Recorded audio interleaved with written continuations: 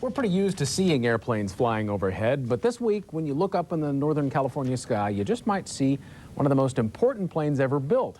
John Iender tells us this afternoon it's here to make the skies safer. Metro Tower, Flight Check 75 is back with you. The flight inspection low approach, full length runway at 50 feet.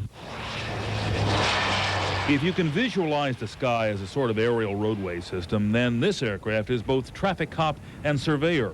This is a Federal Aviation Administration flight test aircraft, and every few months it flies the electronic routes into major airports. It verifies navigational signals are within very precise and safe limits. On approach to Sacramento Metro Airport, we asked the tower for an immediate check of a critical lighting system. Also, would you bring the approach lights, runway lights, centerline lighting, everything up to full intensity, please?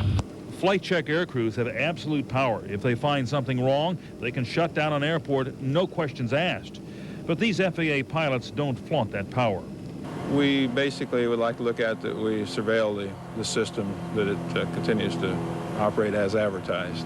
There are 19 of these new Beechcraft King Airs now flying for the FAA. The 4 based at Metro cover the 9 western states year-round, good weather or bad. We do have to keep some schedule, but at other times, if the facility is not going to be going off the air and it's not an emergency situation, we can go ahead and land and sit out the weather and then come back up when it's a little bit better. On the ground, maintenance specialists like Dave Butler constantly computer check all the test equipment on every aircraft. These planes are also on emergency standby to investigate any aircraft accident that might have been caused by a navigational error. The goal is to give the flying public absolute confidence. And my favorite trips anymore are those that are unremarkable. You have no recollection of the trip at all. And I think that that's really what the public would like to have. These aircraft also verify that air routes do not come dangerously close to schools or hospitals, that noise levels are kept low, and that no one builds a skyscraper in the wrong place. That means this crew will fly 600 hours this year, covering about 150,000 miles, searching for that one little glitch that could make the skies unsafe. Aboard Flight Check 75, John Iender, KOVR 13 News. Well, John tells us computers have come a long way, but so far there's no method to accurately check air navigation routes except to just fly them. Incidentally, only one aircraft has more power in the sky than an FAA test plane, and that is the President's airplane, Air Force One. In today's modern world of flying, it's commonplace for pilots to land in less than perfect weather conditions. But in order to do that, it requires some help from advanced electronic equipment called navigational aids. From time to time, these nav aids need to be checked. It's the job of the Federal Aviation Administration, who visited lodges last week. Air Force Sergeant Adrian Jones has more. When the weather conditions at lodges aren't the greatest, pilots who have to land here rely on navigational aids or nav aids for assistance. It's the FAA's job to ensure that these nav aids are properly adjusted and calibrated.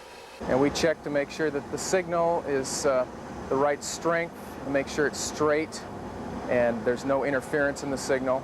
And we fly the approaches all the way down to a couple hundred feet off the ground to make sure it's safe so the guys can land when the weather's poor. Although based in Frankfurt, Germany, it's not uncommon for them to travel as far north as Greenland or to the Ascension Island, Diego Garcia, and the Middle East to ensure that these nav aids are safe. Just how do these nav aids work? Anytime the pilots are coming to an airport when the weather's bad, they need navigational aids on the ground, and they have their cockpit instruments that they can navigate from, and they need to fly their aircraft obviously to get it to the ground, and they follow a navigational signal that guides them to the runway. And we're here to certify that signal to make sure that it's safe.